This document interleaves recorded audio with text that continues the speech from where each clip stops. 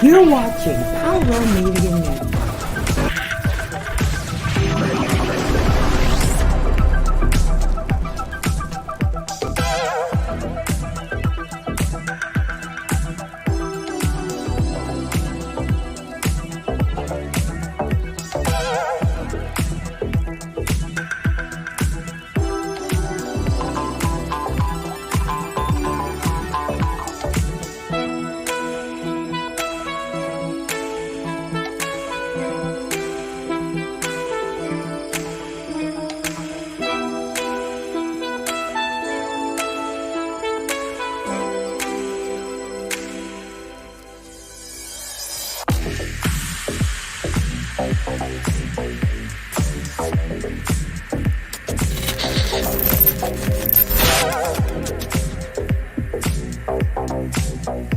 Hello, Pyro Media family. Thank you for tuning in. If this is your first time joining us, welcome. We hope your experience with us is fruitful. While we are loading your experience, please do us a quick favor and hit that like button from whichever platform you're watching or listening on. And we do hope you consider hitting that subscribe or follow button so you can check out more of our amazing content. All right, let's start the show.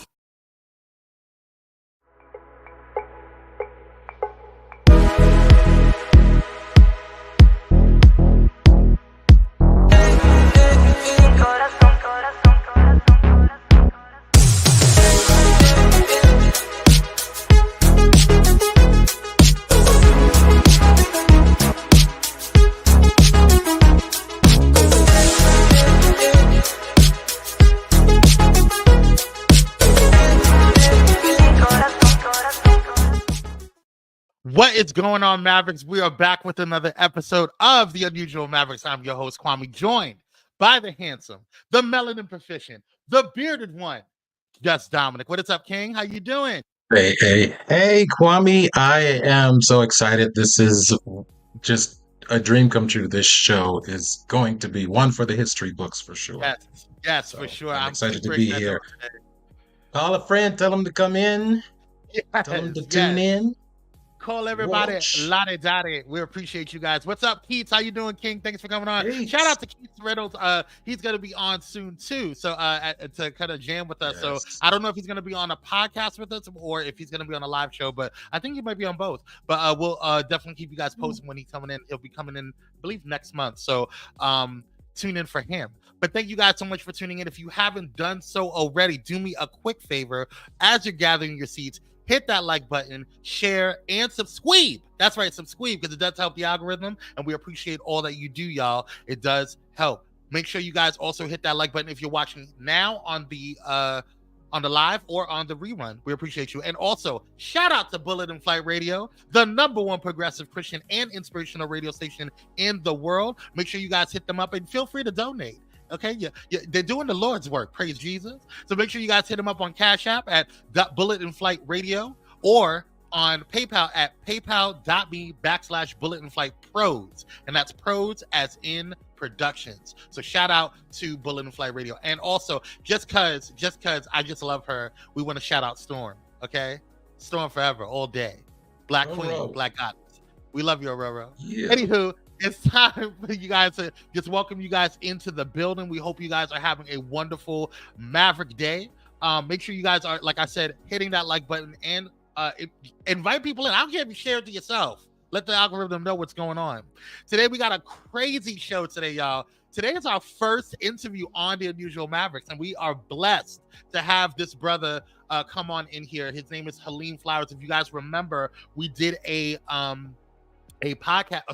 episode on the Black Influencer series, and he was the first one that we talked about, that we brought in. So I'm looking forward to chatting up with him. He's going to be on in just a few, but we want to kind of get through all of our announcements real quick. Also, make sure that you guys are hitting up that Cash App for Pyro Media Network. You can donate to Bullet and Flight, but you could also donate to Pyro Media as well. You can hit up a Cash App at $Pyro Media, or you can use the QR code that's on the screen. And if you're listening on Bullet and Flight Radio, thank you, pilots. You can go ahead and help out Pyro Media as well. Praise Jesus. All right, moving on. We're also feel free to bless us too. You know, we over here doing the heavy lifting. Praise Jesus. So over here, hit us up at Kwame C86 or Dominic at Dominic L Pruitt, and that's Pruitt with 2 T's. Praise him. All right, y'all. Let's go ahead and get this man on here. I don't want to labor long. I don't want to delay the inevitable. We want to bring this king out here. This is Halim Flowers, y'all. This man needs no introduction, and we're gonna go ahead and make sure that we introduce him when he comes on. He's gonna tell you all about himself. So, without further ado, the illustrious, the amazing, the king himself, Mr. Halim Flowers.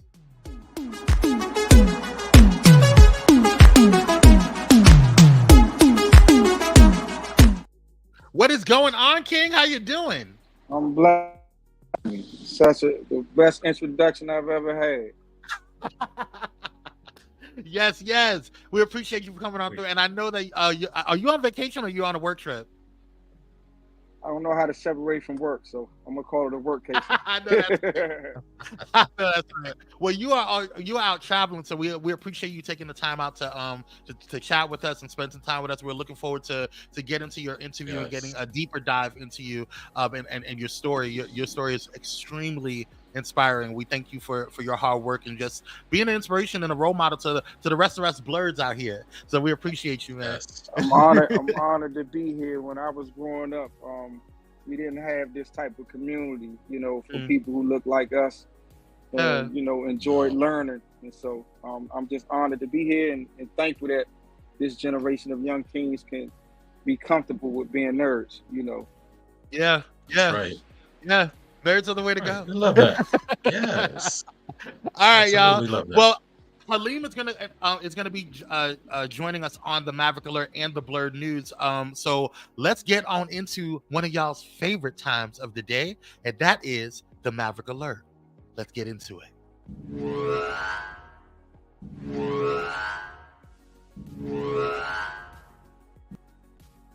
Y'all, hot mess. Oh, I didn't even put it up. Hold on one second.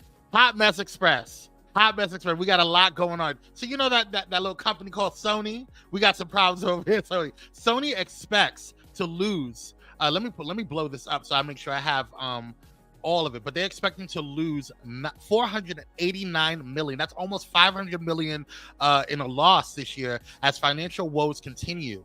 Sony doesn't expect to make any money this year. The Japanese tech giant has warned, saying it will spend this year making major changes to its business. Sony doesn't expect to make any money this year. The Japanese, it doesn't. It said they don't expect to make any money this year, and saying it will spend this year making major changes. The PlayStation maker, which is one of the biggest tech companies in the world, has seen its fortunes eroded in recent years by competitors such as Samsung and Apple, and now expects to post a loss of 50 billion yen, roughly $489.5 million in the current fiscal year. Sony is being sued for 500 pounds, which is $5.9 billion US dollars, over the price of its online PlayStation Store prices.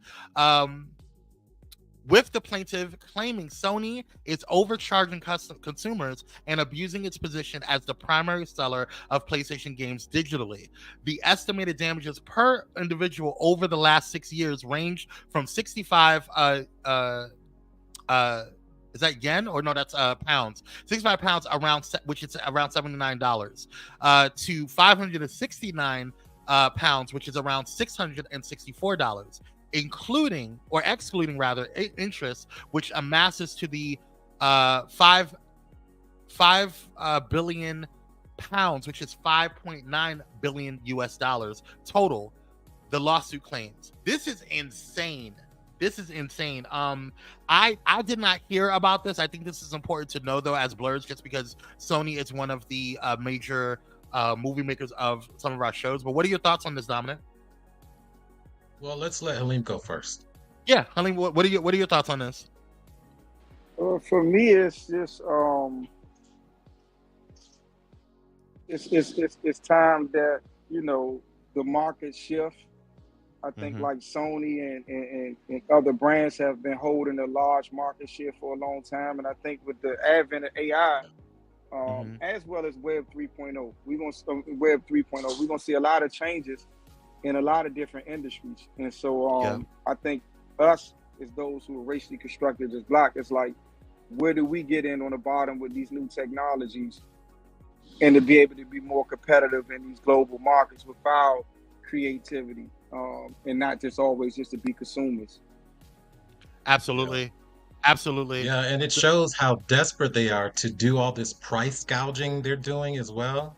Shame on you, Sony. Now, we know that obviously you've been having a hard time in a lot of different areas within your business ventures, but you don't gouge your customers. You're going to lose all credibility if you keep up this type of behavior. So it's sad to see.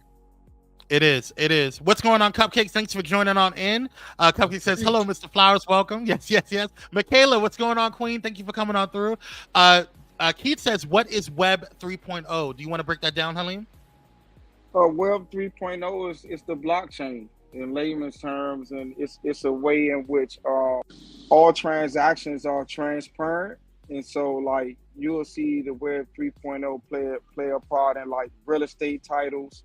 Even someone like myself who makes fine art. So in fine art and in real estate, we have titles and provenance, and you have to go to the deed office, or you have to go through this whole process of finding out all the people that own the painting or property. But when you put it on the Web 3.0 on the blockchain, it's just right there, and it's transparent. People who partake in certain price gouging and other unethical and unlawful behaviors to make profit, they won't no longer be able to, because every transaction that occurs with terrestrial property will be on a blockchain. It's just a ledger in layman's terms. And to add to that, that's kind of going into like cryptocurrency and all that stuff or whatever. I know my brother was talking to me about just a couple of days ago. We were just having a conversation of where social media may go, and he thinks because he works in finance, he thinks that NFTs are where it's going to be. So this is all going into Web 3.0. So y'all take a look into that. It's the next wave. So I've already started. I think a couple of years ago I started, investing in cryptocurrency and stuff like that. So it's something to think about. But yeah. A lot of blerds are in it. It's the next wave. So make your money, honey. All right. So next up, we got so that was going on with Sony, but in the same vein, due to Sony's financial woes, Venom 3 confirms what we all suspected about Tom Hardy's Marvel movie. Deadline reports the confirmation that Venom The Last Dance will be the final Hardy-led Marvel movie, which comes at a time in which Sony seems to be reevaluating their plans for the future of the SSU. With 4 released movies at the time of writing, the franchise has failed to gain the same traction as the Marvel Cinematic Universe before it, even with its attempts to bridge the two with Hardy's No Way Home cameo and Michael Keaton's Morbius appearance. But check out how Sony Spider-Man universe movies have performed on Rotten Tomatoes. The first 2 Venom movies were seen as large financial successes at the box office, even in spite of both seeing generally mixed reviews from critics for their inconsistent tones and screenplay issues. While Sony's doubling down on Hardy's movies made sense, the desire to build out a whole franchise of Spider-Man related characters without actually including the web slinger himself has yet to truly click with viewers. The largely negative reviews about Morbius and Madam Web, we'll get into that in a second, Face seemed to be also be a major factor in Sony's decision to potentially move on from the SSU. Directed by Kelly Marshall, The Last Dance is set to release on October 25th, 2024, with a star-studded cast and ties to the larger Marvel universe. What does Sony's financial woes mean for the furthering of the Spider-Verse? What are your thoughts, Halim, on that? I actually just watched Madam Web with my wife. Kind of like stumbled into it. I didn't even know it was out, and I haven't been staying up with like the Spider-Man series or Venom, so I can't even like speak with credibility on this. But I am a Spider-Man fan. I like what they did with Miles Morales and things of that nature, and but I can't No, for sure. Dominic, what are your thoughts? It's so sad because I enjoyed the new Spider-Man movies. I Hmm. did enjoy some of the Venom movies, or at least the first Venom movie, but by Venom 2, I was disappointed because where's Spider-Man? You can't have all these villain movies, origin stories without the lead. Yeah, So yeah. it really didn't make sense. So I'm happy that they're taking time to reboot this universe. We already heard that Craven has been postponed yet again because they want to get this movie right. This Mhm. could be one of their last hurrahs in regards to making a really, really big, expensive movie. So yeah, Marvel. We've been saying this for a long time. Marvel as a whole, Marvel fans as a whole, they want better. Yeah. You gave us the MCU with the first two phases. People loved it. It set a standard for how comic book movies should be done. Hmm. And the Venom movies were okay. Yeah. But we need to raise the bar a little bit. And that is what I hope the studios are getting this message. No one's coming out unless you raise the bar. Yeah, yeah, and we've talked about like just kind of financially how people's since post pandemic how people have interacted with the movie theaters and the theater chain. People are not spending. I mean, people don't want to spend $100 or something a night to bring their families to watch a movie that is going to be lackluster. So if you're going to go and bring, people, of course, Dune did phenomenal. Dune 2 did phenomenal because of how just stellar the movie was. A couple of other movies that we talked about on the show that did really really well because of just how well it was produced, also how well it was advertised, and it was just a good show. But then we have some of our other ones that we expected to be good, like Madam Web, that had nothing to do with the original one. Now, Keith said something that was very interesting to me that I've been hearing mixed reviews on TikTok. What I've noticed that he said I watched Madam Web on Netflix, it wasn't too bad. And Michaela says, love Spider-Man. I just don't want him to do another Venom, but I understand the concept. My thing is this with Madam Web, I feel like with Madam Web, it's more of a situation where if you are an original the animated series Spider-Man fan, you're not gonna like Madam Web. Like it just doesn't connect, right? It just doesn't make sense. But if You you're mean like watching 90s? Yeah. correct, like as the 90s a fan of the cartoon, the original cartoon, you're not gonna like Madam Web. I'm one of those people.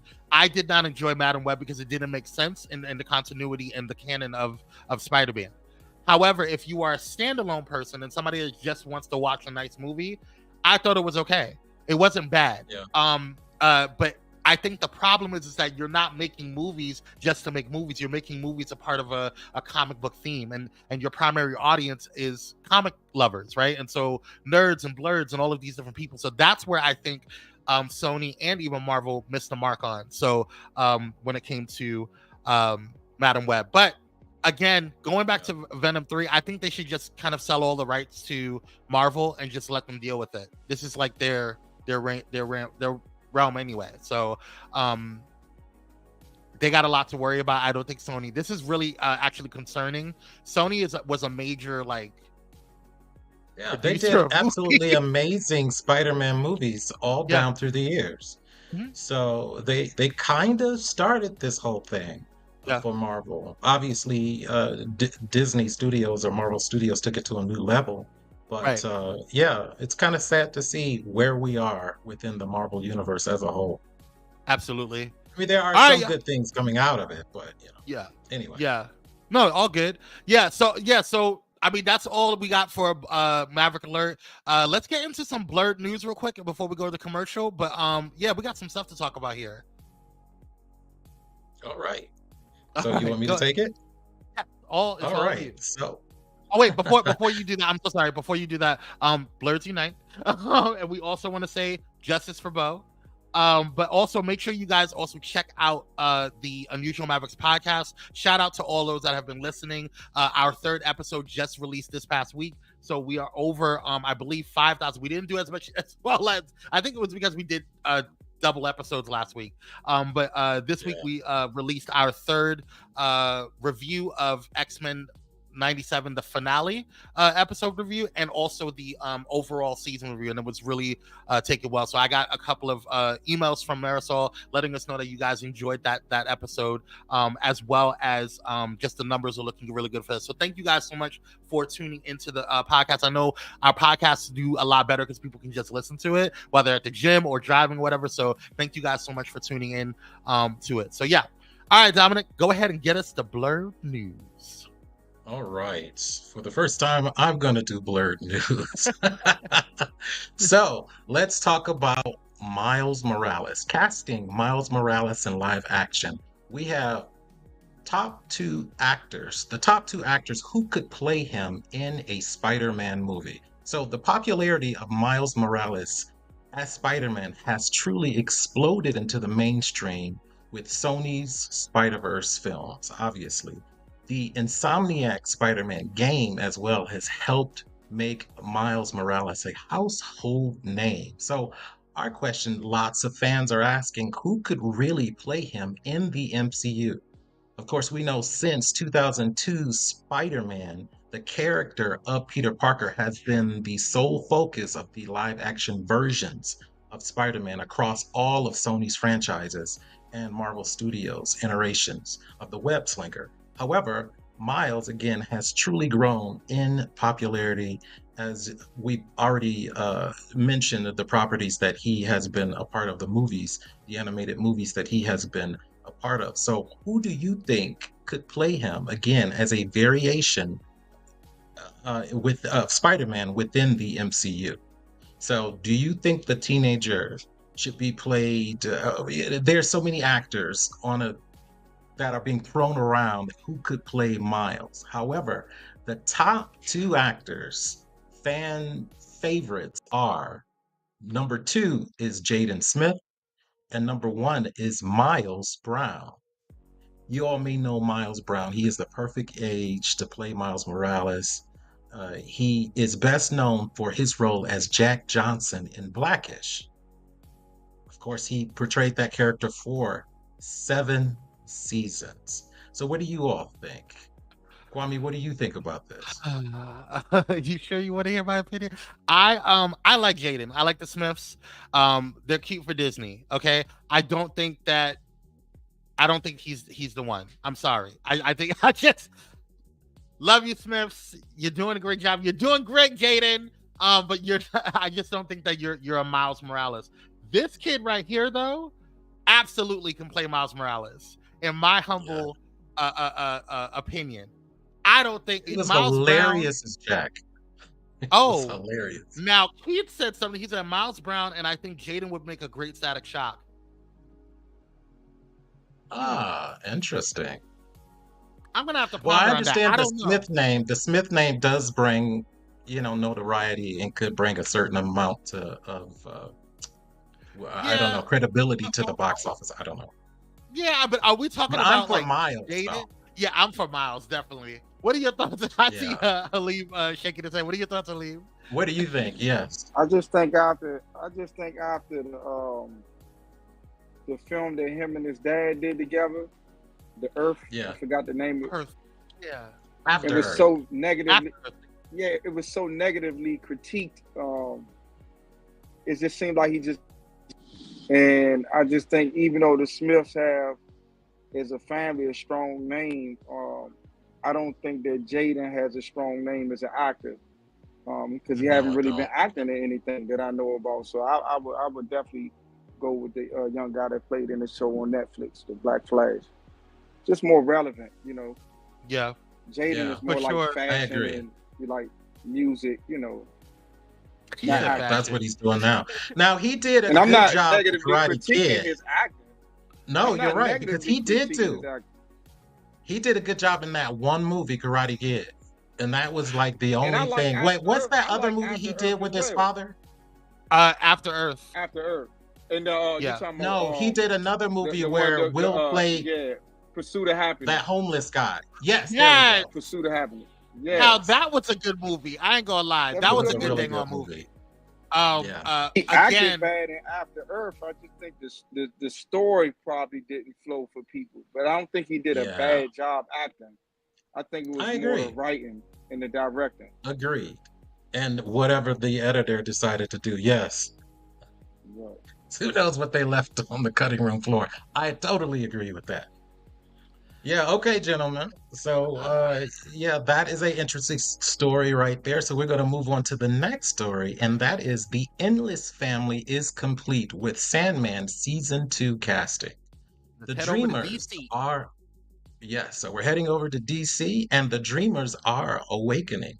The Sandman saga is, of course, has just actually wrapped production, preparing for its new whimsical episodes this fall, we hope. Of course, conjured up by Neil Gaiman's iconic graphic novel, which debuted about 35 years ago and now is on the screen. So it is, so finally, the first season was so good. It was We so get good.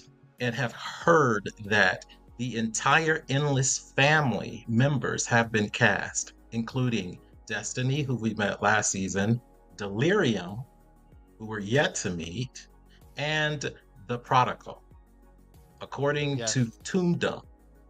So, of course, where we left off last season, of course, Mobius was rebuilding, or AKA Dream was rebuilding his realm, his dream realm, and talking about uh, reuniting with his siblings. Of course, he had a confrontation with Lucifer.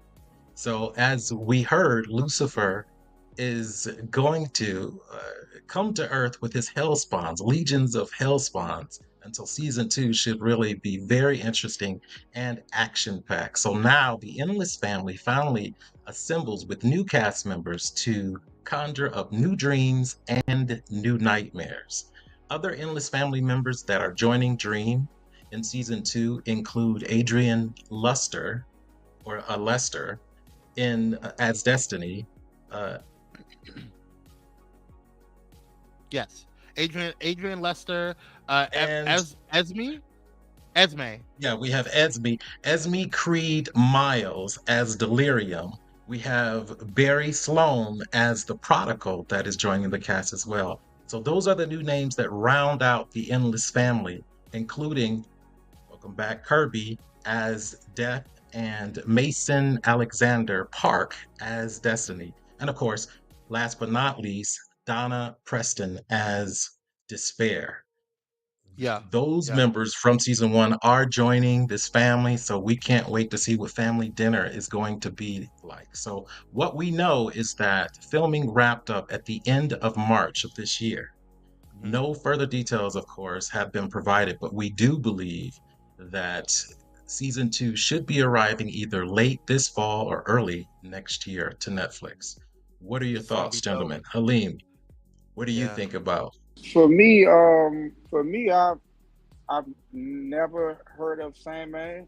It definitely gave me something new to watch, something new to read. I just finished the comic adaptation of Slaughterhouse-5, and so Wow. and so, like, you know, me being in prison for 22 years, I didn't have access to a lot of things, and so, like, I went to prison when I was 16. I didn't get out until I was 38, and so I'm just like a candy store. And so, like, Get all, a yeah, lot of stuff I'm just catching up to and buying a lot of comics. And so that's like, I just finished Slaughterhouse-5. And so now I plan on reading this next and starting with the series with my wife. Start watching this together. Is it on Netflix? It is. yes, It is. season 1. We're gonna watch it tonight. We're gonna watch it tonight. And Halim, I will say that it's probably one of DC's best series, in my humble opinion. I think you're gonna really enjoy it. I was hooked on Sandman. I actually watched the first season twice, and I don't typically watch seasons over and over again. And so like, I watched it twice back to back. Like, it was insane. But it's a really well done show, and I like series that get a little dark. That's probably one of the reasons why I think people enjoyed Xmen '97, is because DC doesn't have a problem getting a little darker and getting a, not making it all kiddie. And we're adults now, so I'm kind of in a space where I'm like, let's make it dark. Let's beat stuff up. I want to see things go blow up. So so I really enjoyed the Sandman and them expanding their universe into this space. So I think it's going to be a really interesting. And there's a lot of biblical things that I really enjoyed within Sandman.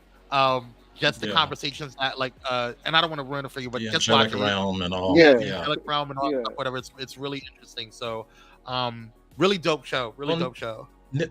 Neil Gaiman has a very interesting, twisted mind, I think. He was also in charge of doing Doom Patrol, which aired on HBO Max years ago. And for me, Doom Patrol was so crazy and weird, I couldn't stop watching it. So yeah. Right now I'm watching Doc. Right now I'm watching Doc on Netflix. Doc kind of like it goes into like time traveling and has biblical themes. So I don't know. Is that the new what is it called? It's just called Doc. Yeah, but I think it's the new version of Doctor. I think it's the new version of yeah. Doc, Netflix. So if you get a chance, check that out. Doc on Netflix.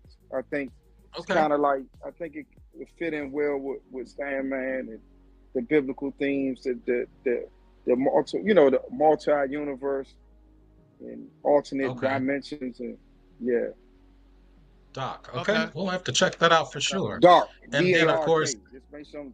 Dark. Okay, Dark. Okay. I think you said Doc. Okay, my bad. As in Doc. You know, I talk like I'm from Mississippi. I'm from DC, but I talk like I'm from. You all right? No, that's all good. Picking cotton. Oh. Yes. So I heard about this. I just haven't watched it. It's on my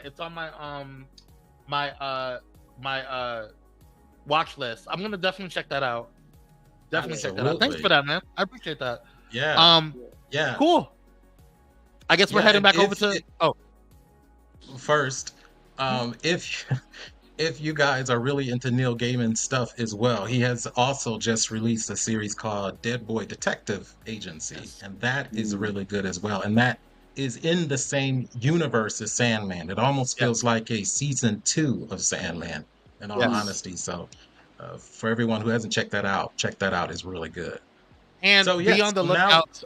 Shameless plug. Be on the lookout this upcoming Tuesday because Dominic and I did a episode review or series review, on Dead Boy Detective. So watch it this weekend and then go ahead and watch or listen to the podcast on Tuesday and let us know your thoughts.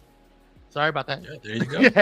No problem. So now we're going to head back over to Marvel Studios and talk about the DeMeo effect. So according to Variety, a report was released on May 13th, which confirmed what we all knew to be true, and that was Xmen 97 is a hit. It came in at number 3, meaning it is the third most watched Disney Plus original series of 2024. It held a solid 6.8% total viewership, which calculates to about 4 million views each week. So it came in behind Marvel's Echo, which did about 11.8%, and Percy Jackson, which was number 1, doing 23.3%. All viewership for the year of 2024. Per Deadline, Disney has confirmed that, again, Beau DeMeo is a hit. According to Rotten Tomatoes, just a couple of days ago, they were at and holding a 98% fresh score. As of today, according to critics, they are holding a solid 100% Rotten Tomatoes score, making it the highest rated Marvel show of all times, period. With fans, it is holding a 94%, making it one of the best Marvel shows of all time. So Beau DeMeo went back online just a couple of days ago because people are really wanting him to really be a part of this upcoming season 2. So DeMeo, he wrote about it and he said, hey, look, he explained that he had a lot to do with the writing of season 2. However, his involvement will not be the same as season 1, so fans cannot expect that. And what he did with season 1, outside of just writing it, he was leading production. He was over the cast recordings, design, editing, post-production, and music. And he also handled any potential rewrites that needed to be done. Bring back Beau DeMayo. Bring him back. Well, you know what you need to do. So, in conclusion, just want to say that X-Men 97 has really performed excellently on the streaming app. So many fans are well pleased from the original series, and newcomers are also super really excited about it. All the episodes for X-Men 97's first season are accessible on Disney Plus, so please check that out. Yeah. Halim, what Don't do you be think? stupid, Marvel. Don't be stupid. Come on now, y'all. This is silly. At this point, like I don't know what your problem was. What you know, who pissed in your Cheerios? I don't know what's going on, but like y'all need to stop like really playing us. Like y'all know black content does everything for Marvel. We had Black Panther, which is the only movie, this MCU movie to win a Oscar. The only one. You have Black Panther 2, which was your only highest rated or highest gross income or revenue rather for 2003, if I'm not mistaken. Am I wrong on that? I think I'm right on that. For 2003 for Black Panther 2, or was that 2002? Yeah. But anyway, the last phase 22, yeah. So I think it was 2020. Yeah, was it 2022 when it came out, or 2023? Yeah. So 2022. That was your only. Yeah. So that was your. Since then, you haven't had anything. Everything has been going downhill. So now, and then you were about to lose Disney Plus anyway. You were about to sell it off, and now we come in with a revitalization, and the day before it premieres, you fire Beau DeMayo. What is that about? Number one. Number two, that's weird. Number three, bring him back. That's all I'm saying. Sorry, I had to go on a rant. Halim, what are your thoughts? What do you think? I just think going back to the original statement about, you know, the Web 3.0, because it's not just about cryptocurrency. The most evolutionary thing about the Web 3.0 is the decentralized autonomous organizations where people can come together who share core values. They can create an economy out of intellectual property, and they can create their own currency in which they choose to use as a medium of exchange for this intellectual property. And then they can reap financial reward off this intellectual property and the flow of the content. And so with the advent of AI, social media, and other platforms, I just think that we have to become more assertive in ways in which we not only create content, but in ways in which we distribute and market and control our content, and stop being so dependent on platforms that we don't own.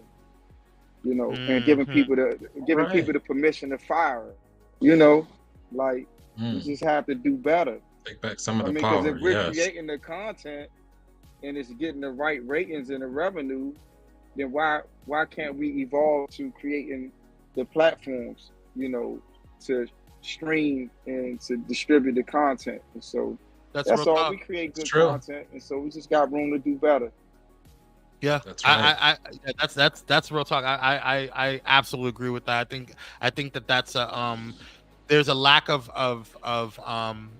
drive to want to kind of have our own. We're always looking for other things to host us or provide us a platform, and when we can build it ourselves. And I think that's something that I think Gen Z and even younger millennials are really trying to get back to. I've seen that even just kind of like just what they're like, oh, let's do our own thing, let's have our own paths and create our own paths of income and revenue, not necessarily the traditional ways of doing things. So I think that's a real dope concept, number one, and number two, it's something that we should really look into, so we don't have to rely on stuff. We always say that we want to have our own, but we don't really do the work to get our own, if that makes any sense.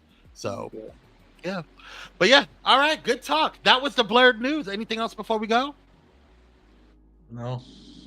All right, y'all. Well, we're going to go ahead and take a quick commercial break. And when we come back, we're going to go ahead and get into some conversation with Halim Flowers. Y'all stay tuned, stay blessed, and we'll see you on the other side.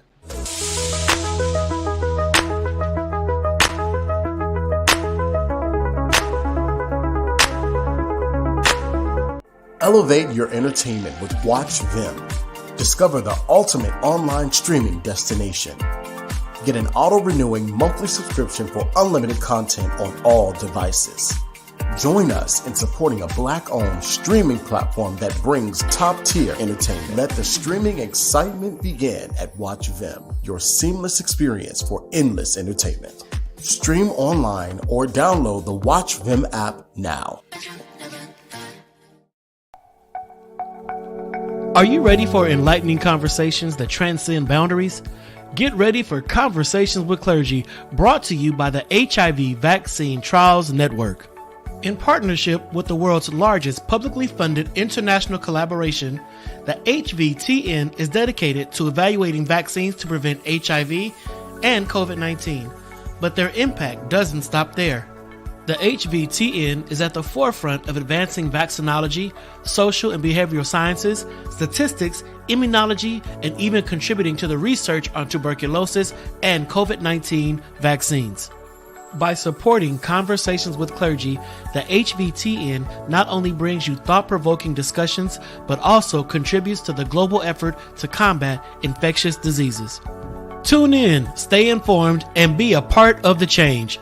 Conversations with Clergy, supported by the HVTN, empowering conversations, empowering lives. Join us in this journey of knowledge, understanding, and progress.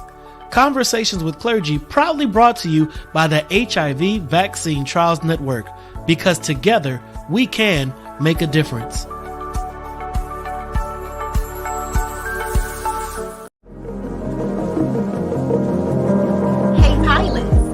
Know that you can now catch the electrifying sounds of Bulletin Flight Radio anywhere you go? Yes, you heard it right. Tune in to the high-flying beats and soaring melodies by downloading the TuneIn app on your mobile device. Just search for Bulletin Flight Radio and hit play. It's that easy. And if you have a smart device like Alexa or Google, just say, "Hey Google," or "Alexa, play Bulletin Flight Radio on TuneIn." Experience the rush of adrenaline wherever you are. Listen to Bulletin Flight Radio on TuneIn using your Alexa or Google devices. Soaring through the skies has never sounded this good. Don't miss out on the ultimate musical journey. Tune in now to Bulletin Flight Radio on TuneIn and let the music take you on an unforgettable ride. Get ready to elevate your listening experience. Brought to you by Bulletin Flight Radio.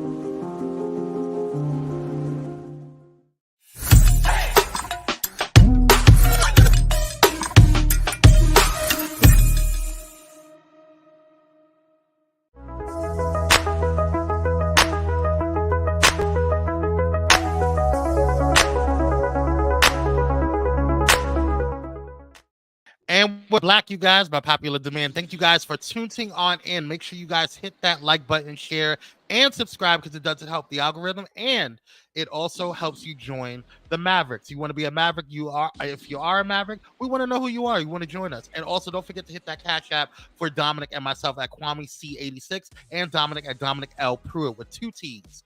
Let's get on into the stuff. As you guys know, we had a Black influencer series, and one of the first influencer that we talked about was this young man right here at the bottom that we're talking about right now. His name is Halim Flowers, y'all. Halim Flowers. This man has done so much, and I'm so excited to get into this conversation. So, y'all, let's get into Maverick Talk. So, Halim, tell us about yourself. Tell us a little bit about your story.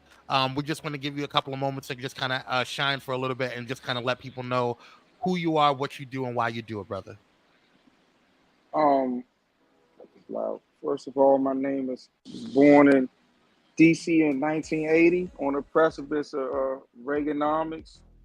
The money didn't trickle down to my zip code or my community, and but nonetheless, I was someone who was highly gifted academically. Pre-SATs at Gonzaga when I was 11, tested pretty high. I was in the DC Gifted and Talented program at that time.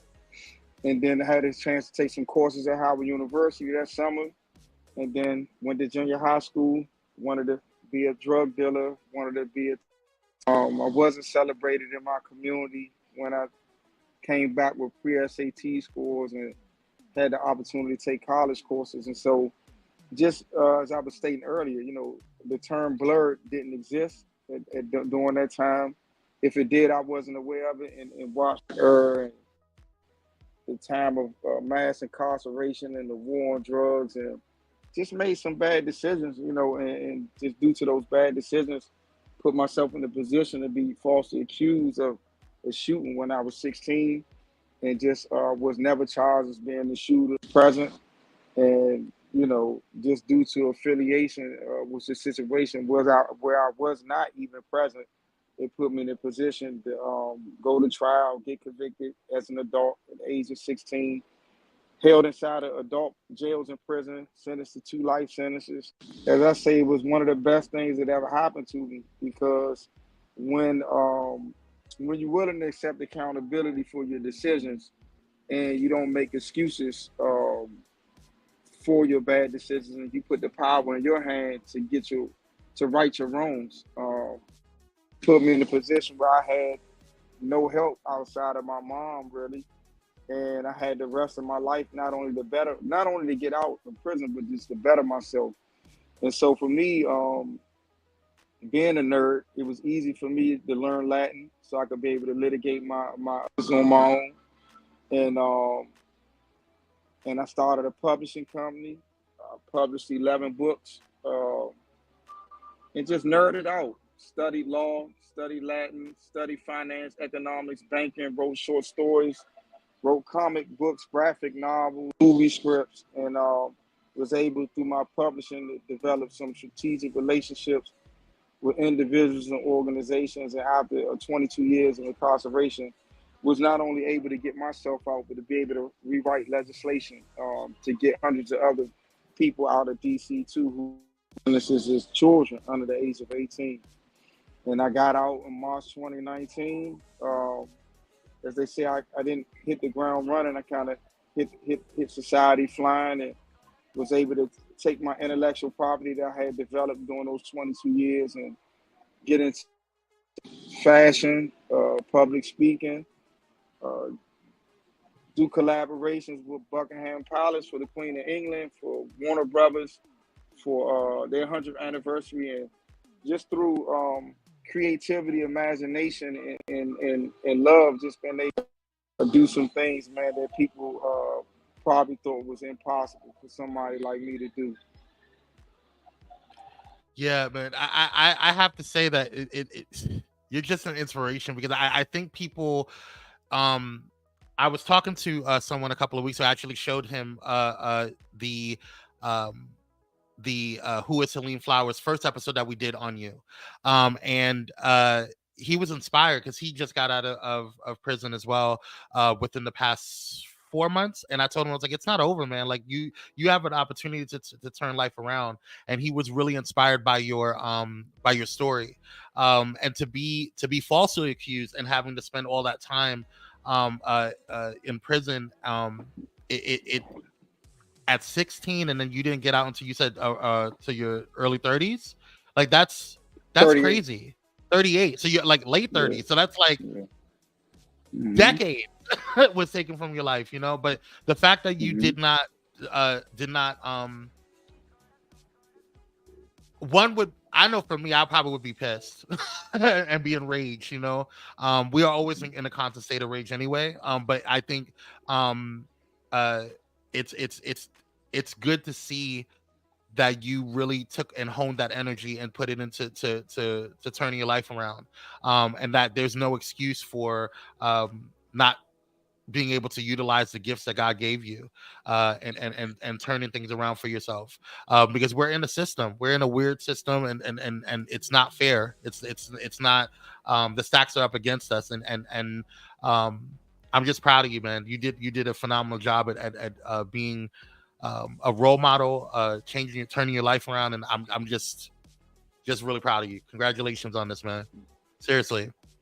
One of my questions that I had, because I see that you mentioned that you started a publishing company, Sato Communications. What made you want to do that? What made you want to go into that space? Well, I went to prison in 1997, and so I'm learning about this thing called the internet and social media and Google, right? And so when I started my publishing company, people on the outside would read my books, and they started like, when I Google your name, it says this and this and this. And so what I realized is that the government and the justice system, they produce content. And so when an incident happens, police write a report, the prosecutor has a report, and we don't know as citizens that we have the power to write a report as well. And so what happens is, I learned that the only thing that was standing in the public was the government's report and the police report, where I need to tell my story. And I read stories of like people like Sojourner Truth and Frederick Douglass, people who had been in conditions of confinement or enslavement, but through the power of storytelling, they were able to, get people to activate to remove them from their incarceration or enslavement. And so I realized that I had the ability to tell my story, and that just as the police write a report and the government write a report, I had a report, and to give people a fair account. They have their statement of the facts, I have my statement of the facts, and at least people could have a balanced perspective in which they choose to accept as their truth. And but I just couldn't allow what they said, because I knew it was, not only was it incorrect, but it was really inhumane. And I learned that at that time they were at Princeton University. It was this report that came out about the super predators, and so they had already had a pre-planned remedy for a whole generation of Black and brown youth. And this report was supported by Democrats and Republicans. And the solution was to just discard us in prison, give us life sentences or the death penalty. And so for me, as a creative, I had a responsibility not only to write for myself, but to write for a whole generation of young Black women and men who were in this criminal, didn't have the talent to tell their story through comic books and graphic novels and poetry. And so I wasn't just writing for my generation, the generation before, like the Scottsboro boys and the Gen 6, and those that will come after us who will face the same, being flushed down the school and prison pipeline to the prison industrial complex. Yeah. Your story, I grew up in Detroit in the same time period. My eldest brother was falsely accused and imprisoned for a decade for a crime he didn't commit. So your story really stuck out to me because it was a personal message. It really hit home for me. And my eldest brother was a comic book lover. I got all of his pass-me-downs, his hand-me-downs. So we had that in common. We loved the Incredible Hulk. That was our bond. And yeah, when I saw your story, when I read your story, it wasn't just a story. I said, wow, this man's life really reminds me of my eldest brother. And so, yeah, I'm glad you're doing the work that you're doing, and you're being such an advocate for those falsely imprisoned and persecuted for crimes they did not commit. So common in our community. Yeah, for sure. Now, in 2023, Halim, you reimagined the iconic Warner Brothers films in honor of the hashtag WB100 to celebrate Warner Brothers' 100th anniversary and to honor 100 years of storytelling. A new generation of visual storytellers from around the world was to reimagine their favorite Warner Brothers characters, films, and television series through their art. So artists included in this initiative featured you. So what tell us a little bit about that and your experience with that. Yeah, in relation to this conversation, they gave me all franchises, TV shows, and so of course Shawshank Redemption was relevant to my story. You know, being falsely incarcerated, getting out, and then Wizard of Oz. You know, the whole thing about being taken away from home and having the power inside yourself to really, whenever you tap into that internal gift, and then of course, Justice League. I'm a huge advocate of restorative justice practices that were done after the genocides in Germany and Rwanda to bring the victim and the offender together in the community about solutions that's not just purely punitive, but like heals all parties involved. And then I had the opportunity to repurpose the Black Batman, and Bruce Wayne is one of my favorite characters, and so that was just a dream come true for me because like was one of my favorite, you know, movie series of all times, and even the original Batman with Michael Keaton and Jack Nicholson. You know, have you ever danced with the devil in the Pale Moon Night? And so so that was just like a dream come true to me. And knowing that I didn't have any PR to get the opportunity, just had Halim, who was the president at that time of HBO, and she just genuinely liked me, and she put me in position to get an opportunity, you know, and I didn't have to go through any gatekeepers or anything like that. And so once I was given an opportunity, I just did my best. Amen. Amen. Thanks for all that you do. I know it feels like it sucks because it's like we only get an hour. But I would love to have you back on, man, to kind of talk more about your story and to talk more about what you're doing, because it's really inspirational, and I think it's important for us to get that representation out there, and I think you have done a phenomenal job. You know, Dominic and I were just fanboying out with you when we first started talking. I learned a lot from your story, and I'm just happy that you took the time out to speak with us. So thank you for that. I do want to let people know where they can find you at. So kind of give us a plug on what any current projects that you're working on that you want to let people know about. Yeah, this is your time to like let it shine. Yeah, right now I'm on Instagram at Halim Flowers, the way my name's spelled on the screen right now, HALFLOWRS. I have a YouTube channel under the same name, In the Stew. So this is a series of videos that I'll be releasing, just educating. They say by the year 2053, the African American median household net worth will be $0.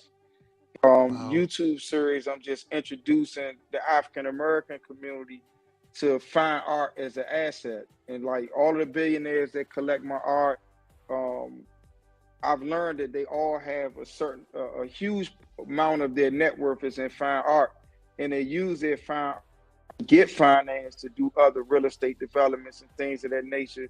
So I want to create a culture in the African American community. Every empty wall space is an opportunity to add to our net worth and educate them on how to start collecting art at all price points and not just thinking that it's out of their reach. And so that's pretty much it I'm working on. I'm always doing collaborations with fashion brands, have something potentially coming up with the A-List in LA and a brand called Ronnie Kobo.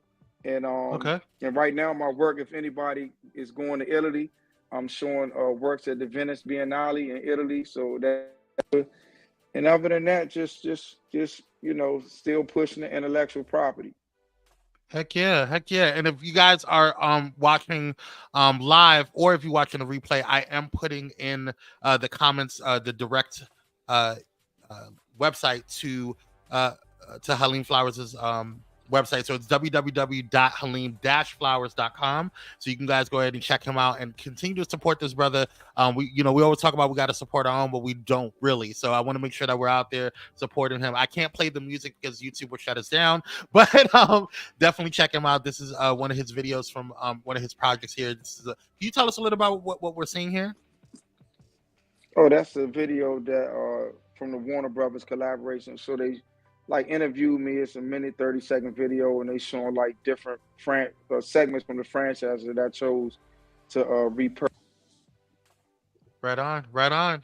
All right, y'all. Y'all hear it first. We had Mr. Halim Flowers on the show. Thank you again, man, for coming through. We appreciate you and continue the great work. I'm gonna get in contact with. I'm gonna have my team get in contact with your team to see if we can get you on for something else to collaborate with you on and talk with you more on deep dive with some of your favorite shows. We would love to have more time with you. So I appreciate you, man. And any future projects you got going on, let us know. Even if you can't come on, like just send us the information. We will definitely support you and advertise for you.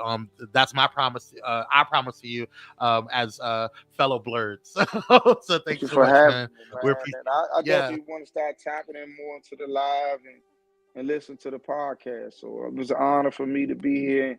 Just keep doing what you're doing, having space for people to be nerds, you know, to be dope. Thank you. Absolutely. I appreciate you. We're trucking along. We're trucking along. We appreciate you and all that you do, man. Listen, y'all, we had a great episode with Halim Flowers. Thank you so much for coming on again. And if you're watching on the replay, don't forget to hit that like button. Dominic, do you got anything else before we go? No. All I have to say to everybody is... For Dominic speak. Oh. One last thing before you speak, Dominic. Yes, sir. I'm going to do an unusual design for you, and I'm going to do a merch drop with a T-shirt for the Unusual Mavericks. And I'll send you all free. I'm gonna do that tonight while I'm here in Mexico. Oh, bless you, brother. And I'm gonna drop that. Thank you. On my fashion page, Unusual Mavericks. Yeah. Oh, we love it. Love it. Yes, that's gonna be dope. I appreciate that. And that's all I was gonna say. That's all I was gonna say is everybody remember to stay unusual. Yes, that's it. Yes, that's all we got. You guys know what we always say at the end. We appreciate you guys for tuning on in. Don't forget to hit that like button, share, and subscribe, and also listen to our podcast that drops every Tuesday right here on Pyro Media Network. So we'll see you guys. Don't forget to stay blessed, stay safe, and stay unusual. We'll see you guys on the next one. God bless y'all. All right. Woo, what an episode.